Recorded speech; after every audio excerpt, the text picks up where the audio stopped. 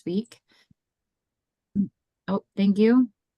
Um, we, yeah, we'll get started. So, um, if you want to flip to the next. Okay, so I'm sure all of you know by now who RDI is, but just as a reminder, our mission is to strengthen rural people, places, and economies in the Pacific Northwest. And we're just excited to hear about all of the things that you're doing in your communities and how we can help strengthen you and your places. So, yep, welcome back. And today the next slide is the agenda. So, we're going to be talking about communication, effective meetings, and then some facilitation and group decision-making techniques. So hopefully this is a pretty hands-on, again, workshop where we're going to test out a few of these facilitation strategies and group decision-making what do I want to say? Group decision making processes. So you'll see how they work and hopefully get comfortable enough with them if you haven't seen it before that you can use it in your own groups and meetings. So to get us started, group norms. So once again, we're just hoping that you're comfortable, respectful of others. Feel free to take care of your own needs. Get up, turn on your camera, turn off your camera whenever you need to. It's best if we can kind of all interact as much as possible, but you understand you could be at work and doing other things. So feel free to just do what you need to do.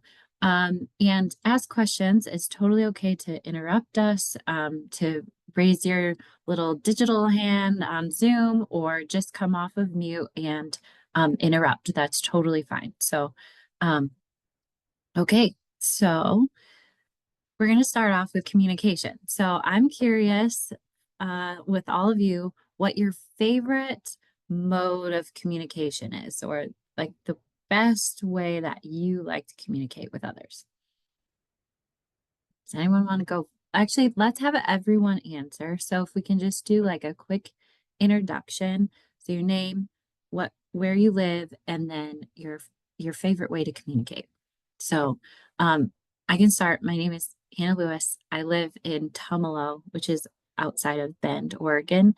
And probably, okay, this is gonna sound so millennial of me, but I just send videos and memes back and forth with my friends and family on Instagram. Okay, that's me. I'll jump.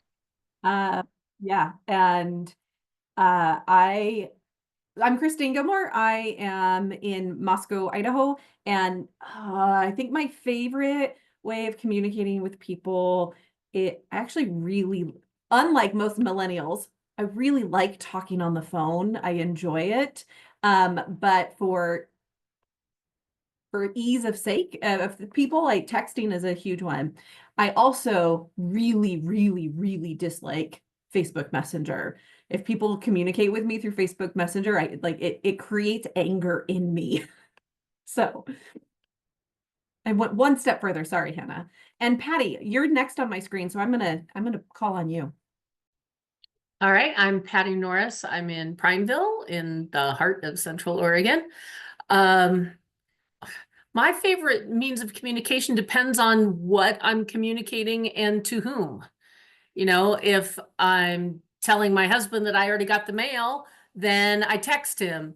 I like in-person conversation if we're trying to work something out.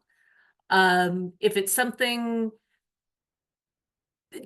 I often like to think about something before I talk about it. And so email is a good vehicle for that, you know, kind of writing and rewriting and so forth. So it really depends on what and to whom. Oh, do I need to pick someone? Connie. Yeah, thank you. Good afternoon. This is Connie Dillinger calling or Zooming from Cave Junction, Oregon. And my favorite way is in person. But when you can't be there, you have to text. Like I don't like texting because spell check you'll say one thing and then it'll come up as something else and you've sent it. And then you're looking back, it's like, oh, I know I didn't do that. So that's, oh boy. So next, we're gonna I'll call on Angela. Actually, I think she just put in the chat that she might have to step away. They're finishing up lunchtime with the kids, so we'll pass it to someone else for the moment. Sheila, Yeah, thanks. she had to step away too. Okay. Hmm. Shella? Stella's back. Yep. Yeah. Okay. Um, sorry, I missed what we were supposed to do, but I'm assuming that I'm introducing myself. Shella, I'm in Yamhill County with Yamhill Community Care. My favorite way of communicating, I guess it is in person. Usually I like one-on-one. Sometimes group conversations can be fun though. I have a 15-year-old and it's really, I just have to say our communication is getting really strange. AI popped up on my Gmail today and was saying like, oh, we can construct your conversations. And I thought, this is really weird. Like we're getting to a point where we don't even really communicate authentically with one another, even through like emails. So, and that's the norm for my daughter. She will always text me, especially if she wants something and she doesn't want to hear no. Oops. Yeah, thank you. Looks like Angela's back, so we'll have Angela go next. Yeah, I'm gonna hop on for a few more minutes here before we have lunchtime with our high schoolers. But you're talking about our favorite mode of communication, right? So I would say in person. Inside, I feel like I want to text, but once I actually go through with meeting someone in person and talking to them, I'm always glad that that has happened. So I would say in person.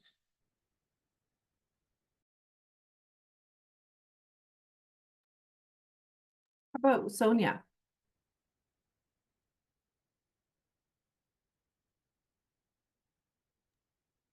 Hey. Hey, Sonia. Um, I like to text and I also enjoy in-person chatting and collaboration. That's very fun for me. And Facebook Messenger is great. Does not make me angry.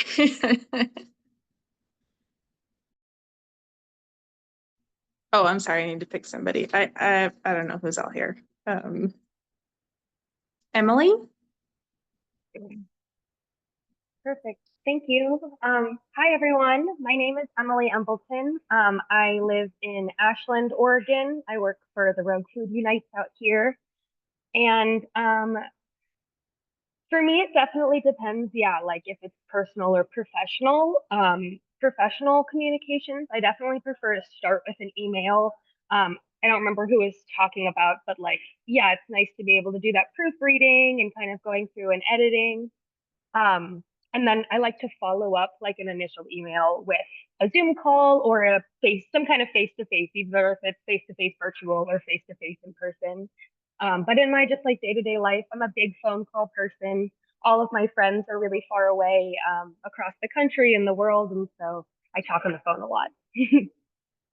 And I will pass it over to Anthony.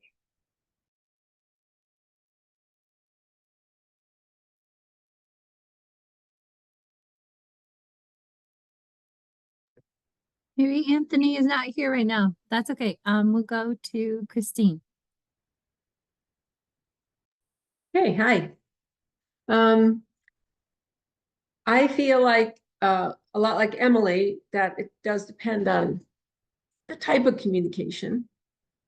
Generally, I do prefer a in-person or at least a real-time conversation, a phone call or something. But because yeah, to me, you can only texting to me is for really short things like, did you pick that up or when do you need me there? That type of thing.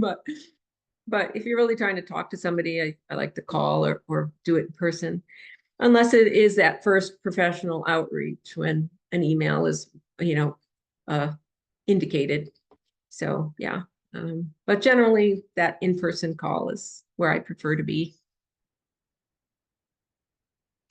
Okay, so I don't know if Anthony's back, but if he's back, pass it to you, Anthony. Maybe not. So we'll have Jimena round us out here. So as everyone knows, my name's Jimena Limas. I think my preferred form of communication when it's more like casual or personal is TikTok. Sometimes friends that I don't necessarily even text, like a TikTok reminds me of them, so I just like send them the TikTok. Similar to like memes, but I think I lean more towards TikToks. And for like other purposes besides just like checking in on people, sometimes text is my preferred. I feel like phone calls sometimes are like unnecessary. Or I'm like just text me. So yeah. Well, thank you, everybody. And I'm going to check one more time to see if Anthony is able to join us. And Anthony, if you can hear us and you're trying to speak, you're on mute. And if you can't hear us, and then I don't have a way to solve that if you can't hear us. Are you there, Anthony? Well, sounds like not.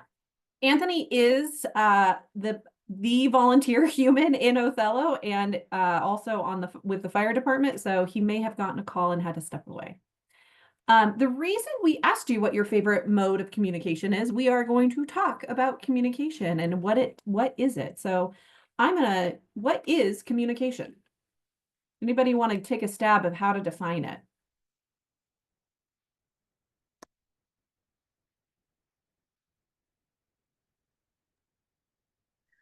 I think communication is the vehicle by which a message is sent and received. That's about it. And But Patty, it's important that both of those things happen. yeah, you're probably remembering from last year's lunchtime leadership. Patty has a leg up on a lot of you because she was here last year and nailed it. It is how we encode and receive or send and receive messages. So good communication skills are key to success in our everyday life, just like working with others like we talked about last week. This is the same idea of the sender, that would be me, encodes the message. That's how I talk to you. And then the receiver, that's you, decodes it. So what are you hearing and what are you seeing? And there is something called a communication gap. And this is the difference between what I intend to say to you or what I intend to communicate to you and what is heard or understood. And I have a question. Who do you think's whose responsibility is it to close that gap? Is it the senders or the receivers? I Maybe would say both. the receiver. Well, Connie says receiver and Christine says both. And I I'd would say the say the sender just receiver as to well. be difficult. We've got one of everything. So it's all out there. And I want to say you're all right. Every single one, all three of you ladies are correct. It is each of ours responsibility to close that gap. And we do that in different ways. And we'll talk a little bit about active listening and how we can help close those gaps. But before we want to do that, I want to touch on how messages are received. So messages are sent and received in a number of different ways. It can be from the tone of voice, it can be through your words or through your body language. If you're saying something in a really bright and happy tone of voice, you're going to hear something different than if you're saying something in a very dark and angry, or what I like to call my mom voice when I'm talking to my kids. But is there other ways? What other ways can we send messages intentionally or not?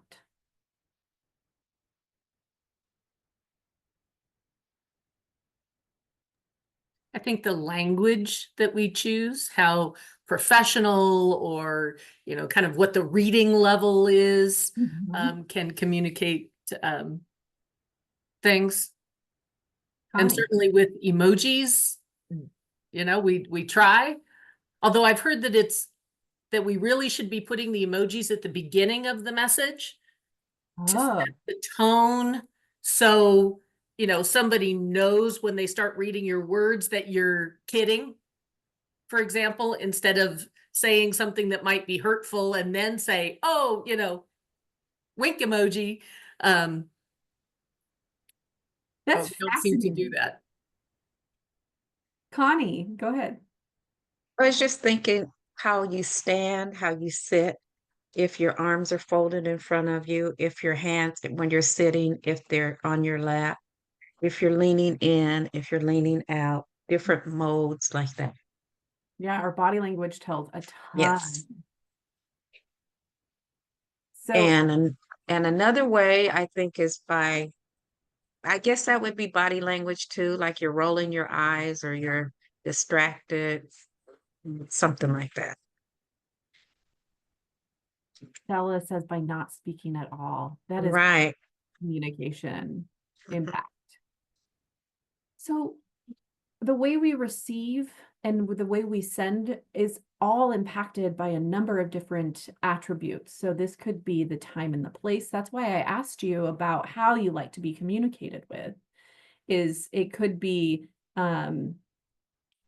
when often when I have a new staff member or I'm in a new group, I like to have the conversation about what's the best way I can communicate with you, because some people would prefer really long detailed emails, or some people would prefer the bullet point or the text. And if you are sending a message or if you're communicating that with them in a different mode that they prefer, it might be harder to communicate with them. I have a really hard time with my work email. I am very responsive to, but my personal email, I'm not, because that's the last thing I want to do at the end of the day is check my personal email. And so I tell people, if you have to get a hold of me, please call or text. Don't send me if you really want to get a hold of me, send me a work email. But all of these ways that we communicate, whether phone, email, text, memes, they're all impacted by these different levels. It could be how our emotions are, how we perceive their emotions, our own interest in the conversation, assumptions, and even our implicit bias and our unconscious bias.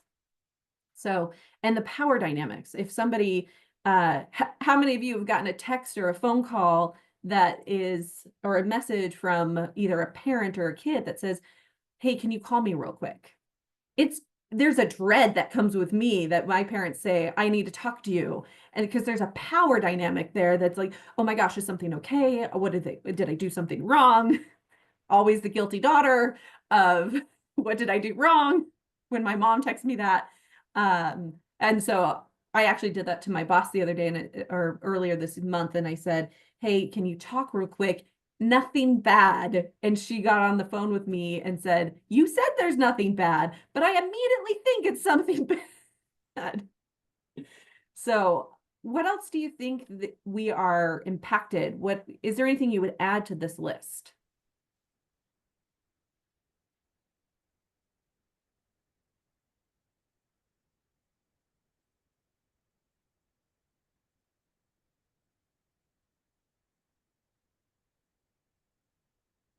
All right, I'm going to move on.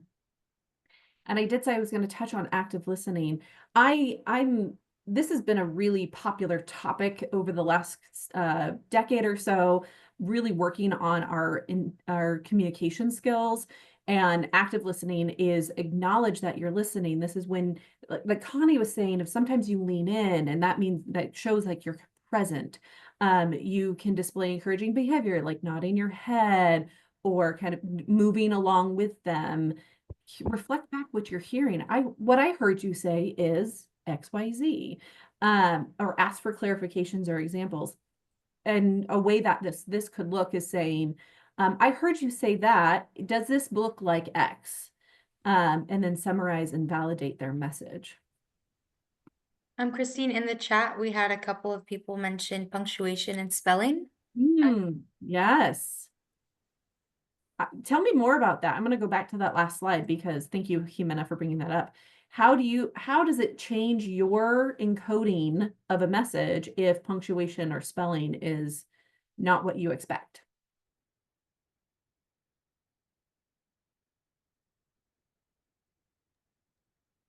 Well, I know for me with spelling, and I should probably lighten up on this, but spelling's important to me. So when I see a message that has a lot of spelling errors, I mean, all of us can have a finger that slips or whatever, then I immediately encode that that person's maybe not too professional, maybe not as thoughtful or as careful as I might want them to be. Yeah, the misuse of the your, and your. Or the your and your and the there, and there. Yep. I also, I just have a personal bias against the people who are speaking in run-on sentences. So they're probably just talking to their, translating it into text. And it's just this long run-on sentence, and you've got to try to figure out, put in the punctuation. And, it's not that hard to say, can you come over, question mark? Oh, what do you, or I need to see you, period. But they don't do it. They just have this long run-on sentence, and it just kind of irritates me. Personal peeve. What can I say? Sonia, I saw you come off mute. Yeah, I'm the one who put the punctuation in because I'll use exclamation marks a lot to indicate friendliness or excitement. A period feels a little too like brusque, final for me. So Right. yeah. It's like the old grams, like something stop, something. It feels very final. My mother-in-law texts me all the time, and every sentence ends in an exclamation point, and I'm just like, she's so excitable, and it's starting to become a pet peeve for me, Christine, of thinking about like, are you always that excited? But it does change the dynamic of those messages for sure. Thank you, everybody, for adding. I saw another message come in. Yeah. Okay, so active listening. I did send you, or Hannah did send you this morning. I know it was right before this, so if you haven't had a chance to look at it, that's okay. The 12 common communication blocks. Unfortunately, we don't have time today to have a conversation about it, but I found it a really interesting self-assessment to go through it and practice active listening through your top 3 blocks. And part of I think the 3rd page has a little reflection piece of like when you're talking to your family, what blocks are you using there and how can you combat those blocks? And if we have time at the end of today, we might be able to come back to that, but we have some really great meaty content, and I just want to make sure there's time for that. But I do find the communication block worksheet that we sent you a really great tool just to help us communicate better with people. And with that, I'm going to hand it over to Hannah. Okay, meetings. All the meetings. So if I'm curious, if we want to go to the next slide, thank you. How many hours a week do you think each of you spend in meetings? It's like a general poll, but if you want to come off mute or put in the chat how many meetings you think you're in, how many hours worth?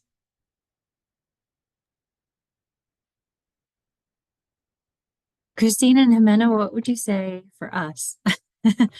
Are you counting things like this, facilitating? Yeah, maybe. I'm going to say 25 hours a week. Yeah.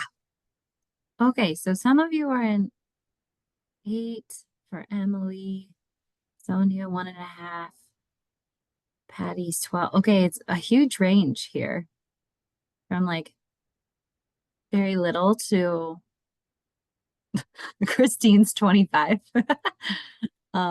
We do spend a lot of time in meetings. Okay, the next question is, out of all of those meetings, what do you think the percentage of the time that you spent in those meetings is well spent?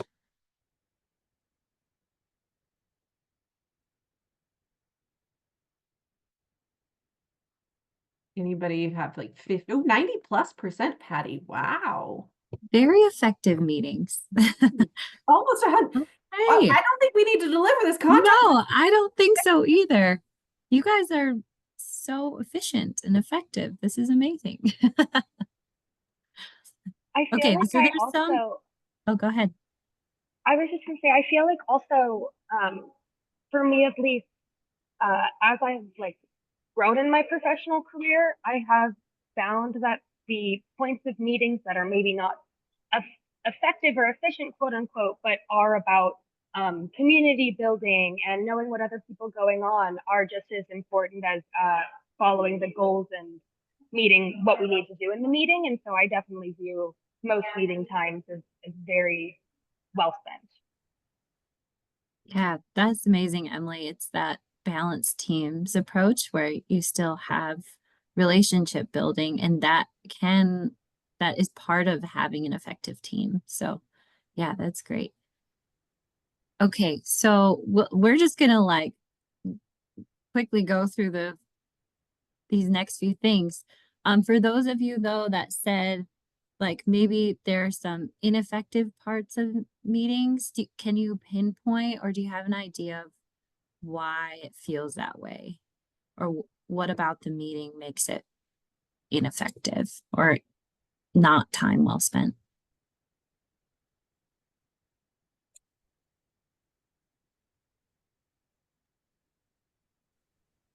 I And think, I, go for it, Oh, Sonia. Yeah. For me, um, most of my meetings are effective because the team building and the relationship building and the trust building parts that are maybe not part of the productivity, the pure productivity of the meeting are valuable. So if I have a meeting with people that don't want to build that, or with groups where it's really big and it's hard to build that, or sometimes the first meeting of a group where you don't really have that synergy, those can be less productive from the whole group's perspective and from my perspective, because if I'm not thinking about those relationships, that I'm going in and let's get through the agenda, let's get things done, let's accomplish whatever we're here to accomplish. Yeah, very good, Patty. Sonia, did you have something to add? yeah, sometimes I'm meeting with some of my board members and they like to go off on tangents and share life stories and anecdotes and things like that. So that takes some time. And then I think another thing we run into a little bit is just, well, one member might have misunderstood a point that was earlier made. And so we have to go back and kind of explain it all over again. So those are two little time sucks, I guess, but in general, my meetings are pretty effective. Yeah, that's great. Yeah, I think that I've found that I get frustrated if somebody misses part of the meeting. You have to backtrack and re-explain things like that, where you'd hoped everyone would be present for the initial conversation or explanation. So, yeah. Mhm. I have found myself getting frustrated with people that don't remember the conversation that we've had that built the agenda or built why we're having that meeting.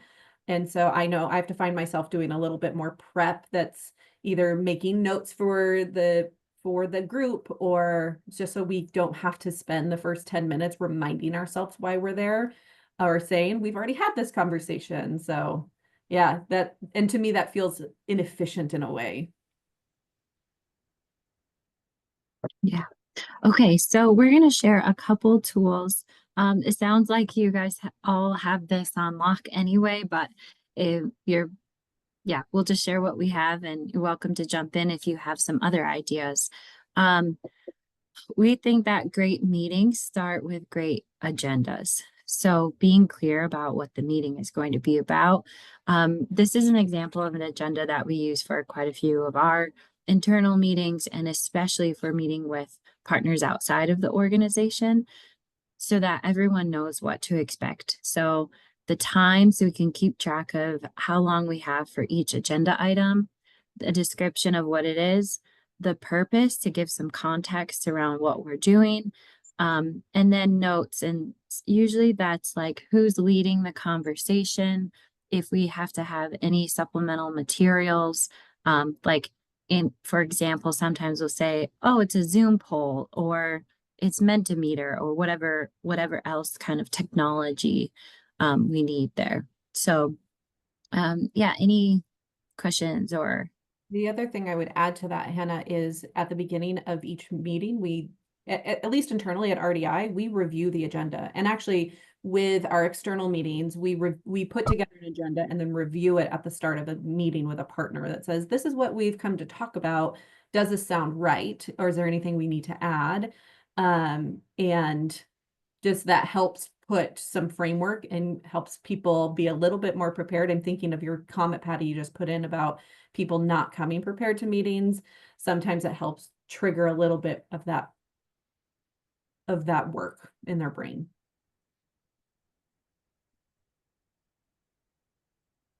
okay. And then we also try to set group norms. So by doing this, you're getting everybody on the same page, trying to set expectations. And these can be specific to your meeting. So when I worked in a university, I worked with a lot of college students, and we had to set a group norm that we don't have phones out during a meeting.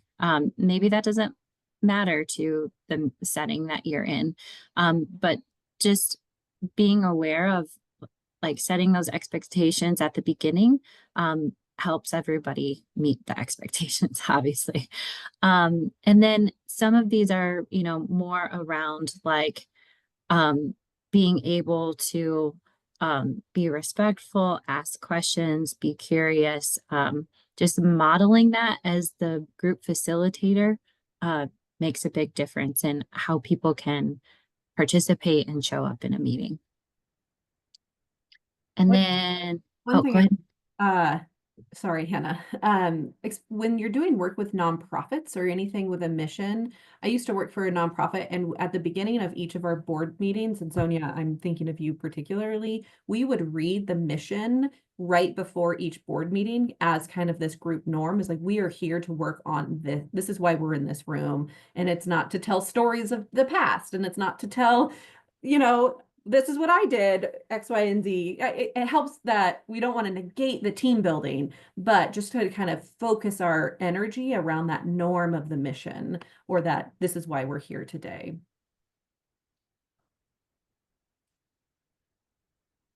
And then this one is also very helpful if to assign people leadership roles at the beginning of the meeting or before the meeting starts. This really helps like spread out the work of the meeting, but also helps everyone know their role and be able to fulfill their role well. I'm sure lots of you have been in a situation where you're doing all four of these things for a meeting. You're the conveners, you're getting everybody together, you put together the agenda, and then you're also facilitating the questions and going through the agenda, and you're taking notes, and you're trying to make sure you're on time. It's a lot to keep track of. So even if you can split out one or two of these things, so if you have someone helping you in the meeting, that makes a huge difference if someone else can be keeping track of the time and recording, say. And if you have an agenda, it's easy to butt in and say, okay, we only have 5 more minutes for this agenda item. So if you're running long on things or people getting a little bit sidetracked, it doesn't, for me, where I'm like, oh, I don't want to like butt in on somebody who's trying to tell a good story or something like that. It's easier when you have something to stick to and you say, oh, this agenda item only has this many more minutes, so let's keep it moving. That kind of helps with that. I like that Patty just put it in the chat, which is add a chat wrangler in for virtual meetings, and it's so helpful when somebody says there's a message in the chat when you're facilitating. I would say RDI's number one rural, I can't say it, is your facilitator and your recorder cannot be the same person. You cannot take notes and facilitate a meeting. I maybe not cannot, it's a big challenge to do both. And if you want quality facilitation or quality recording, split those up as much as possible. So I meant to start today's meeting by saying this first little section is a lot of us talking with you. And so that I apologize for, but we are going to get to a point where you are all making some decisions and facilitating a conversation. But I want to give you some basics on facilitation, mainly because if you remember, we did that poll of what you hope to learn, and a good number of people said facilitation skills. How do you facilitate a meeting? How do you and I'm a little bit bummed that we only have about a third of our cohort here today, but that's okay. Life happens. We are, flexible in the way that we approach things, and there is a recording. So hi to everybody watching the recording. Basic facilitation. This is where this idea that you are going to, as the facilitator, you are going to establish a comfortable and safe environment for the meeting. And you help moderate and manage the participation and help maybe even forge some agreements of what your goal is. And it could be even going through the start of the agenda and say, this is what we're going to talk about today. Does this sound right? Do we need to add anything? So we're starting to do agreements and decision making at the get-go. How do you set up and establish comfortable, safe environment? And these are some ways that we look at it, is sending the agenda and information in advance and resend. Sometimes that's not always a possibility. Like today, we sent you the slides 10 minutes before the class because we ran into some shifts that we needed to make to the curriculum for today. And that's why it was short, but we did mark that off the list. We did send it a little bit early, and it's in your hands as well. Setting up for productivity and personal safety, accessibility. We try, and virtual meetings are a little bit different to facilitate than in-person meetings, but setting up for productivity could be, do you need a place that has windows? Do you need a place that doesn't have windows? Do you need access to a bathroom? How long are you going to be in that meeting? Really considering what your actual physical space looks like. Be prepared on time and greet participants. If you see when we start these meetings, we are welcoming you as you log in. Hi, Patty. Hi, Sonia. Hi, Christine. Hi, Emily. Because we want you to feel welcome. We want you to feel like you're part of our virtual space. Establish and uphold group norms. What I would have add to that group norm conversation is it's great to start with some, but then either shift or add them or update them as your group starts to flow.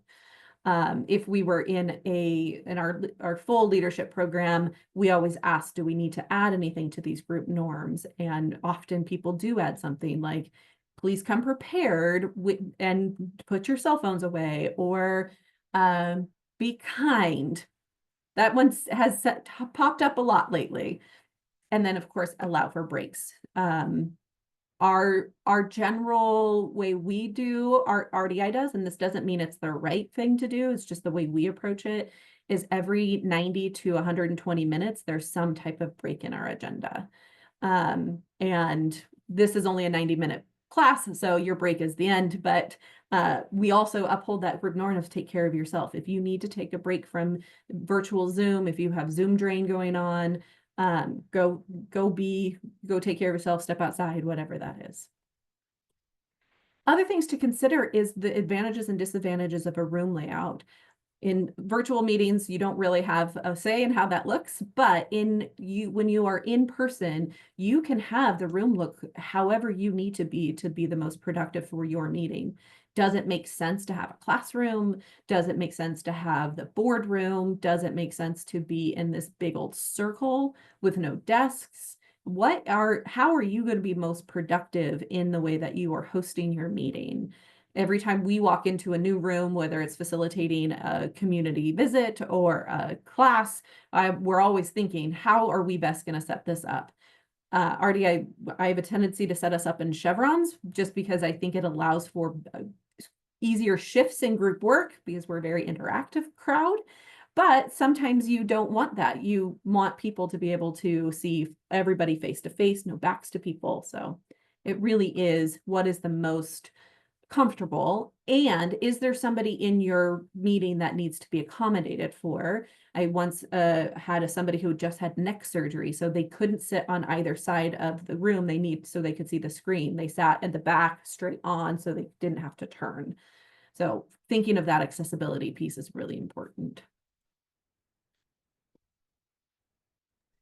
Related to that, that might be something to put in your email when you send it out. You know, not everybody's comfortable once they're in the room with a bunch of people of saying, I have a hearing problem and use hearing aids, and so I need to be in the front or whatever. And, you know, if you give them a private way to communicate that, then you can accommodate that without having them have to expose anything they might not be comfortable sharing. Thank you for sharing that, Patty. I like that approach. Very inclusive. And facilitators are also there to manage and moderate the participation, and using a variety of the different engagement techniques. This could be allowing for thinking time for those who may associate as an introvert and need more time to consider what the question is, or need more time to consider their response. And allow time for us extroverts that like to talk out loud and constantly and trying to work through the problem. I'm a think out loud type of person. In noticing that if the extroverts are taking over the room, or the people who do have a tendency to speak out more are taking over, it goes back to that group norm of mix it up. If you find yourself speaking the entire time, maybe take a breath, and your moderator or your facilitator is going to be paying attention to that too. A lot of the times it's really helpful to have somebody who's watching your blind side, or your your blind spots. And so often you can say, hey, did I miss anything? Because I may be looking at the 6 people that are on my screen and I can't see the other 3 who are on the other side of the screen, and there might be some type of body language I'm missing. So those are those nonverbal cues of people looking at their watch, looking at their food, whatever it is that you can determine from those nonverbal cues. And then being able to manage difficult behaviors, conflicts, and tangents. This is probably the hardest part of facilitation, is getting people through those tangents and getting people through really hard conversations, and knowing when to lean into a conversation, and knowing when to say, maybe we take this offline, or maybe you and I should have a conversation about that, because that's impacting the entire group, and that may not be part of your group norms. It may be something that you say, hey, I'm gonna call on to our group norms here and say that we aren't making everybody comfortable with this conversation.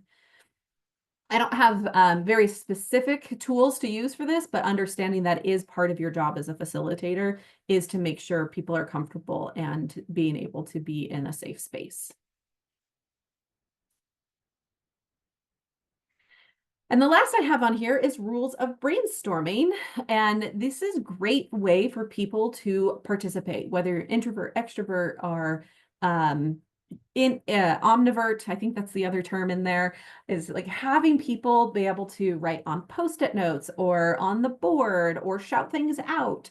It's really great for people to participate in the full facilitation of or in the full meeting.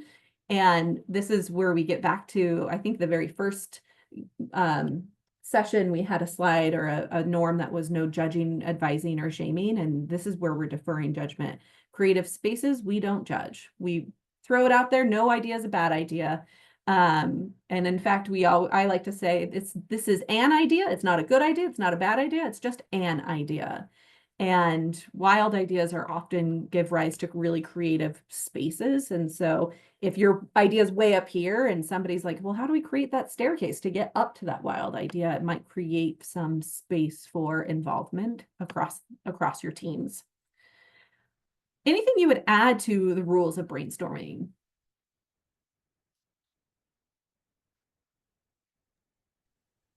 One of the things that I like to do when I'm doing at least some kinds of brainstorming is to put the group into smaller groups.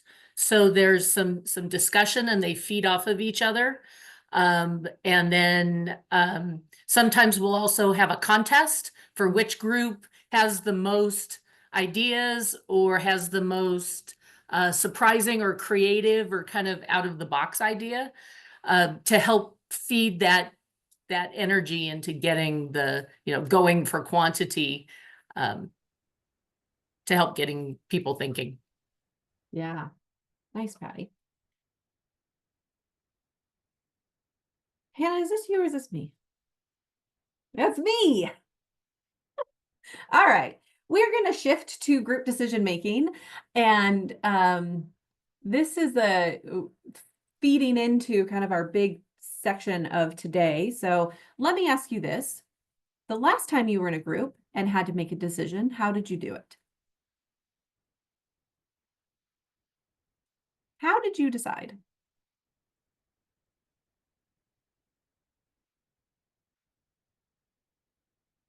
None of us have to make decisions?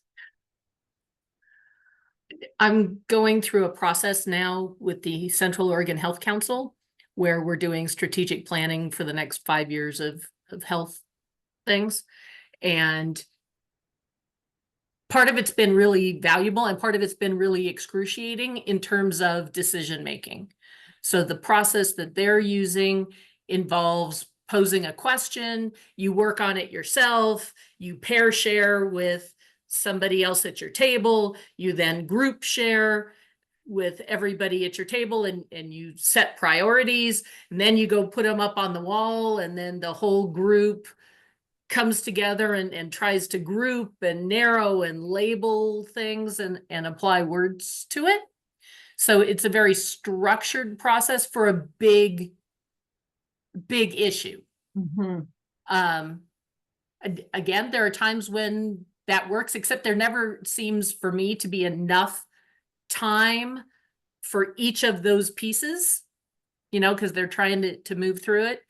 And we recently we're trying to come up with the mission statement, and it was the most excruciating time I've ever spent in a meeting, as people were just, throwing out all their words that were just so critical to them.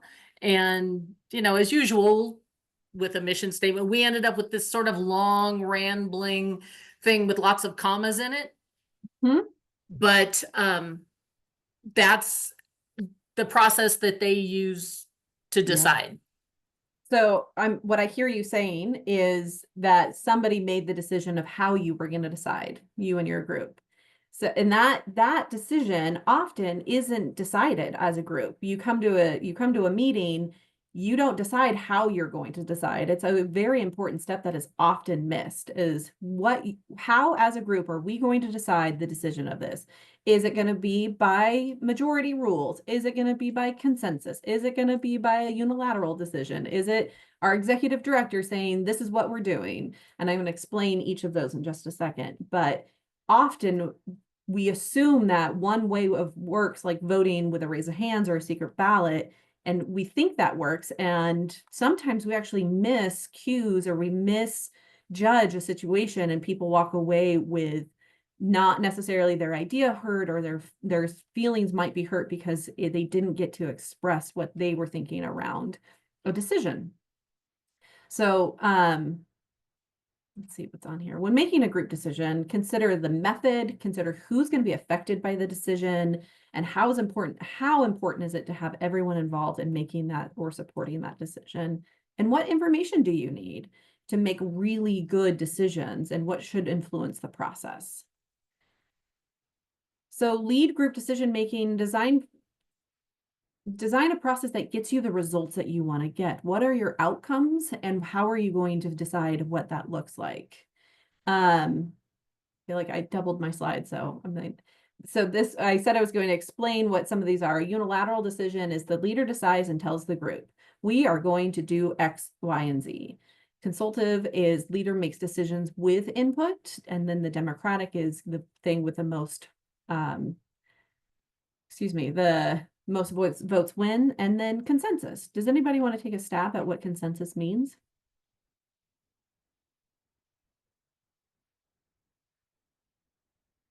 Angela, you know what consensus means. Anthony? Consensus is not necessarily that everybody agrees, but that everybody understands what the agreement is. Yeah. Mhm. Shella, way to go. Not everyone feels the same way about the agreement, but nobody works against it. You have a general agreement to proceed. And we're gonna I'm gonna speed through a couple of consensus building tools because I want to make sure we don't run out of time today. Sorry, Angela, to pick on you, but I know we talked about it in our leadership program. So how do you build consensus? There are a bunch of different ways to facilitate consensus building. And I would love to, if anybody has extra questions at the end of today and would like to have a one-on-one with either Hannah, Jimena, or I to walk through these in more detail, we'd be happy to do this. Because I recognize what I'm going to do is very quick. But you have the World Cafe overview. It's used to create collaborative dialogue. You have a set number of questions. Everybody replies to those questions. You're hearing from all perspectives. You're sharing knowledge and gaining clarity and creating a living network of conversation and action. So this may look like, what are we trying to decide? And how do we have a really good dialogue and positive critiques of that decision? Another way is the PRES model, and this stands for, it's used for advocating for idea in a very short, succinct way and informed way, and listen to understanding others' ideas and get a sense of where everyone is when you're using it in a group setting. So what does PRES stand for? It stands for point, reason, example, and summary. And what it means is, like, point is what I want. I want to do X. Why I want to make that decision, or why I've made this decision, is because of Y. Example is how this might look to combine with how might this look if you were to combine with another project, or how might this look on its own, and then restate your point and reason. So what does this, again, why, what do I want and why? I'll give you a very, very brief example. We do this in our leadership development program, often around a community problem. So I'm going to make an assumption that there are stray dogs everywhere. And so what I want to do is help, reduce the stray dog population in Othello, Washington. And the reason I'm going to make this decision is because I'm worried about the safety of the children, and I'm worried about actually the safety of the animals and cars. And what this could, because I see dogs running across the street all the time, and either cars having to swerve or slam on their brakes, and I'm worried that that's going to cause a car accident and or the animal will get hit, or a child might approach one of those stray animals and get bit.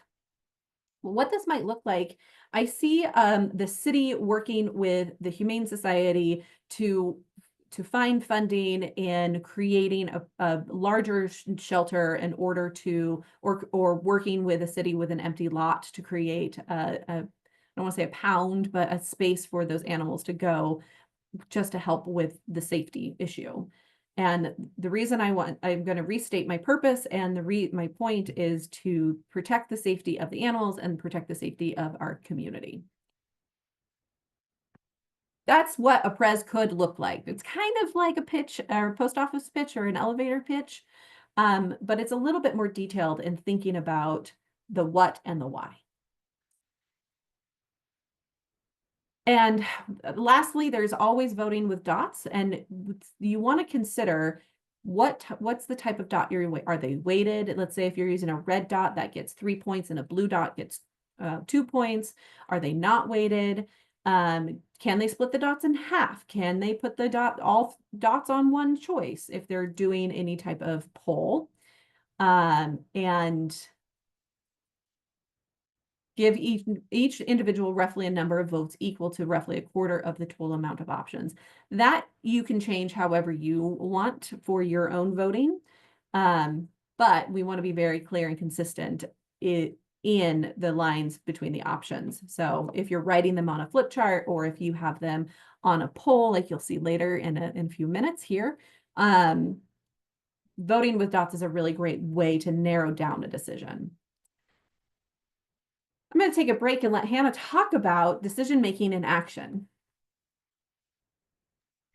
Yes, so we were trying to decide how we were going to have all of you participate in a decision-making process. So what we started with and what I recommend people start with when they're like, okay, we need to facilitate this decision, start with your outcome. What do you want to accomplish from this, and whose input do you want to have involved? Depending on which way or which method you choose, you're giving some people more voice or more power than others. So you just need to be very thoughtful about that. And then we thought about, okay, is it based on, you'll see coming up, like, is it based on region or need? Is it, and what are we capable of, committing to at the end? So you want to have something, a decision-making process that gets you to the outcome that's a realistic outcome, and gives people the opportunity to voice their ideas in a consistent way, in a fair way, that everyone feels like they got what they got a chance to contribute. And then, yeah, I'll just let you go from there, Christine. So we keep alluding to this breakout room and the decision that you all are going to make. And here's what we're going to do. If you remember at the start of this program, RDI is going to visit up to 4 communities, either in Washington and Oregon, to do a community gathering or assessment. And I'm sorry to the Idaho people. I'm sorry, Sonia. If you and I want to get together and have coffee, we totally can, because you and I are like 10 minutes away from each other. The reason behind Washington and Oregon is just that's where our funding is located right now for this. So communities that get nominated and accept a nomination, if you will, must have one champion in that community to help coordinate a community gathering of 15 to 25 people. This could look like a general community meeting. It could look like how do we gain community engagement? How do we do we could do a rural vital signs, we could do a focus group. So, and RDI, I want to say RDI will help with the logistics and securing a venue. We will cover the food and managing attendees and doing all of that. Your job as a cohort, as individuals, are going to create a proposal on which communities you're going to nominate that RDI visits. So what does this look like? And I see there's a message in the chat. Oh, Shella, we'll miss you. Thank you. I think she's already gone. So you are going to help build consensus. And I'm going to change, I'm going to pivot because we have fewer people here than anticipated. So in your groups, determine which 3 communities you would like to nominate. As a reminder, you must have that community, and it can be your community you're in. So if you're in Walla Walla, or if you're, I know we have somebody from Olympia. I don't know if they're here today, but we can't go to Olympia because it's not rural. But it must have a champion, which is likely you or somebody that you can tap on the shoulder. And again, we will help with food and logistics. When you come back, be ready to share your proposal of which 3 communities, so you need to choose a reporter, which 3 communities you are going to nominate for RDI to visit. Does that make sense? And all of these are also in the slides that were sent to you. Does anybody have any questions?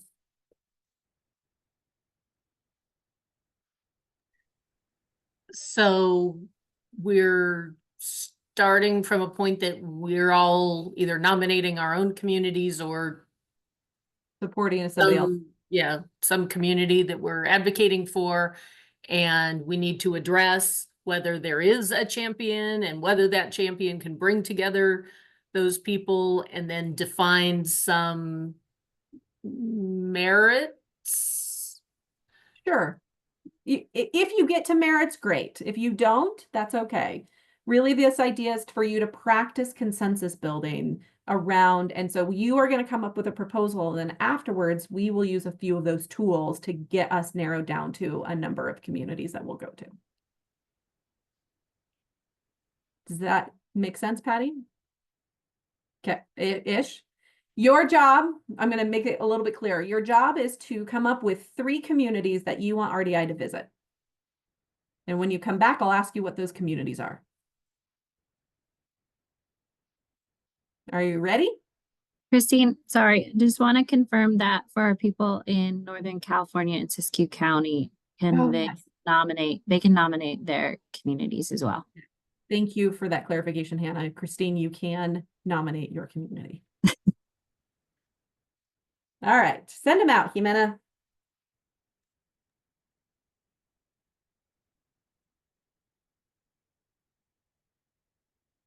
Welcome back. Welcome back. You all came back really quickly, so you must have decided very quickly.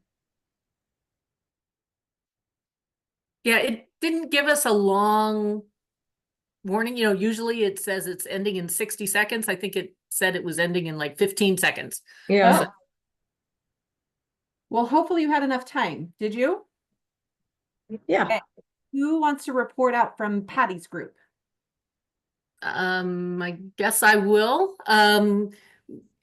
We decided at the end that we used the World Cafe overview model, you know, just kind of talked about our different things. Since there were 3 of us and we're choosing 3 communities, we found that was pretty easy to do. Yeah. We all kind of talked about our community and what the issues were. We agreed that we could have or find a champion who could convene the number of people. The communities that we came up with were Phoenix in Southern Oregon, Prineville, and Othello, Washington. Great. If I spell these wrong, I'm sorry. All right. And how about the other group? Sonia, how about your group? Oh, I think Connie should be the spokesperson. Okay, Connie. Okay, I was hoping that you would do it, Sonia or Christine.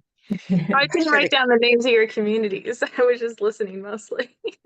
Well, we decided that McLeod, California, Illinois Valley, Josephine County. And the reason I said Josephine County, because there's still some little pockets in Josephine County that would benefit from RDI.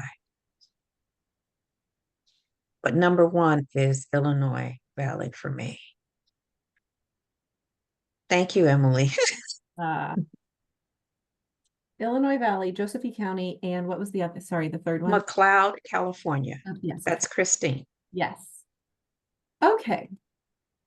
So what I'm going to do now, so you went through a conversation and to become informed humans. What we're going to do now is post a link to a Mentimeter in the chat, and I am going to have you choose your top 2 and it can be your own. So you have 2 choices of which 2 communities you want RDI to go to. So we are now voting with dots in a way. Does everybody understand what we're doing? All right, I shared the presentation. And you should be able to vote now. I don't see anything. What am I supposed to see? Did you click the link in the chat? No. Oh, see. Okay. Oops.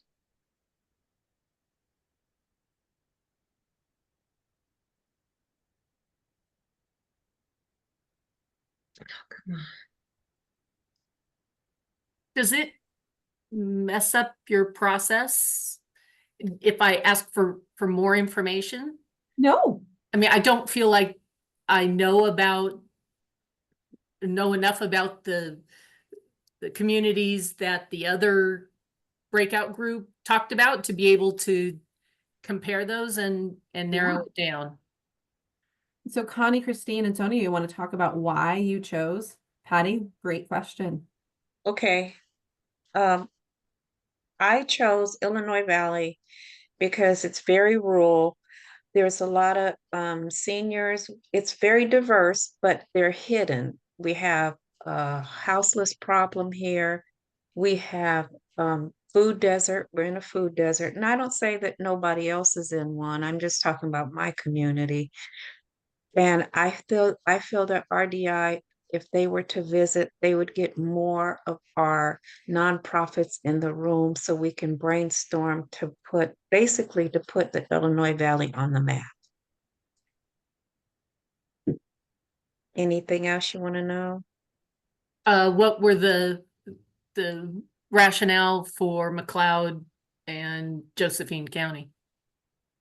Well, Josephine County is much larger than the Illinois Valley, and that was the second choice. It was the Illinois Valley first and then Josephine County. My goal was to have Illinois Valley and Josephine County partner with nonprofits because there's some very good nonprofits within Josephine County. But since I do live in the Illinois Valley, I think that that should be my first goal is to get RDI there. As far as McLeod, when I did talk to Christine, I hope I'm saying this right. She was sharing with us about what services that RDI could help them with. She's also a resource manager and she volunteers with the chamber. I feel that that would be very good for her and her community to get some services to put basically McLeod on the map. We are stepchildren. Illinois Valley and McLeod, we're two stepchildren. So we're just trying to be heard and seen, or seen and heard, whichever way you want to put it. Emily? And if I can add slightly to the McLeod, we are right now in the county's in the process of a general plan update. So it's a perfect time to, the community is coming together right now, trying to get involved in the process because we are unincorporated. We are not a city. We don't have city management, that the county tends to overlook us. So right now is a perfect time to converge that community and create our own vision for what we want our community to be, that we can present to the county and make sure we get our voices heard for the general plan update. And Emily, you want to tell them about Phoenix? Yeah, I just would love to add really quickly about that community in particular, was really devastated by the Alameda wildfire in 2020, a part of the mass 2020 wildfires in the Western United States. And the Rogue Valley as a whole has done some fantastic recovery work and recovery efforts as a group and working together really well. But Phoenix being the smallest city out of Ashland's talent, Phoenix and Medford, that are all kind of collaborating together, it definitely has been able to grab on to the efforts and works that other communities are doing. But I think that they could really benefit from having RDI come in and facilitate some sort of grassroots change and really listening to the community to talk about how they want to see recovery and resiliency look in the wake of those fires, instead of just getting to tack on to what other communities are doing, seeing more community-led efforts coming out of Phoenix in the recovery, and RDI helping facilitate that. Any other?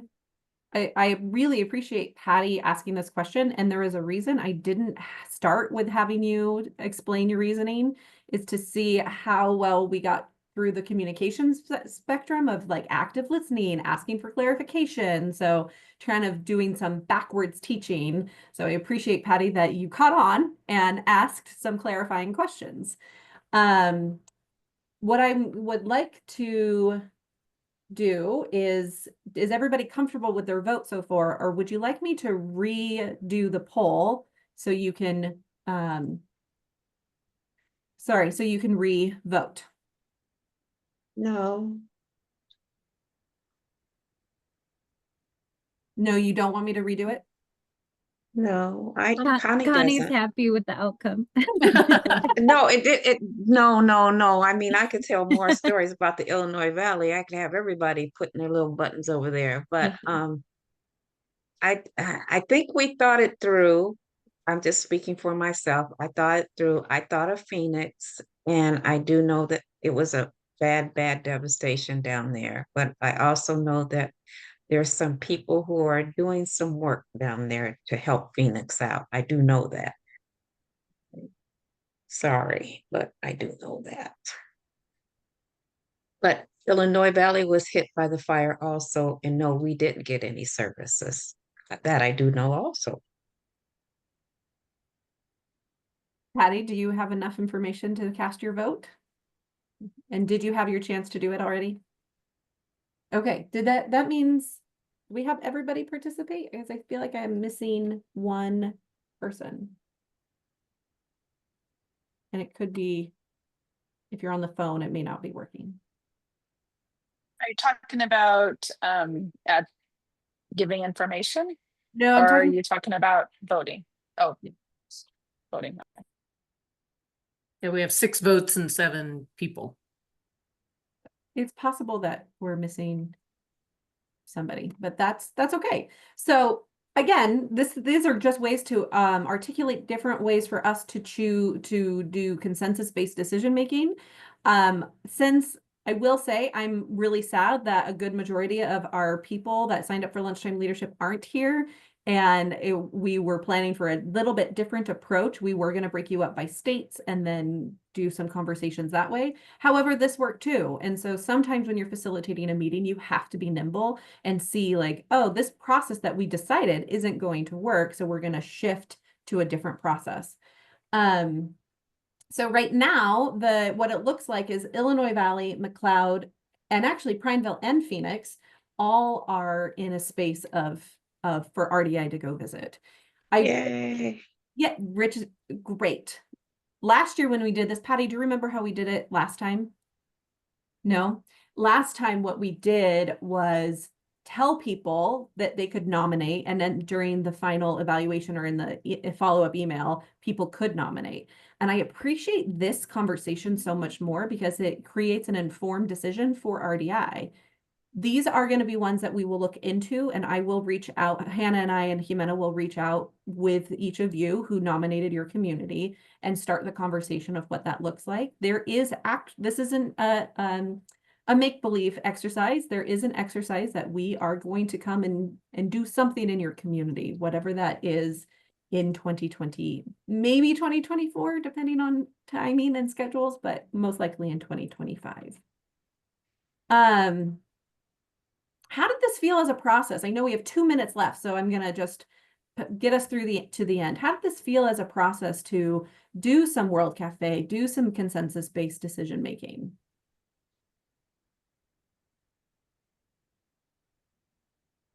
And how does it feel that half the people aren't here? It definitely feels like we are missing people. Yeah. But I did enjoy the process. Most of the groups I belong to have that respectful process that we just went through. And then there's one in particular, this particular group, that is not a respectful group, and those meetings are painful and excruciating. So I wish they would learn this stuff, but this was a great exercise. Christine, you might reach out to Hannah because I think there's a possibility for us to do that type of training with that group. We could do some customized training. Okay, good to know. And that actually is an offer to all of you. We can do customized training for the groups that you're in, whether that's around the topics that we have here, or if there's a very specific topic you're interested in, especially around rural organizational development, is a space that RDI does a lot of work in. And that's team building and even capacity building around grants. So what's next? Next week is our last week. We will have a panel of some great community leaders. And like I said, RDI will reach out. We will reach out to those four communities that showed up on the poll and start that conversation. And you might consider, Hannah, do we have who our confirmed panelists are? We have 2 confirmed right now. So Kayla Catino and Evelyn Wallace. So Yes. Kayla Catino is a former RDI staff member, and she is highly involved in her community of Silverton, Oregon. And what she's going to come on and talk about is the transition of coming off the volunteer transition and the power and the need of transitional leaders. So those people who have been highly involved for years and how to plan for transitions. And then Evelyn Wallace is a graduate of the Lunchtime Leadership program from last time. So Patty, you might recognize her. And she's going to talk about sustainability leadership, and her world is around environmental sustainability and how to make it. And she's really great at talking about how to approach sustainability in a leadership way. So it'll be a great conversation with those 2. And we may pull somebody in at last minute, but maybe consider your questions that you might have around transitioning leadership or questions around sustainability in your own community.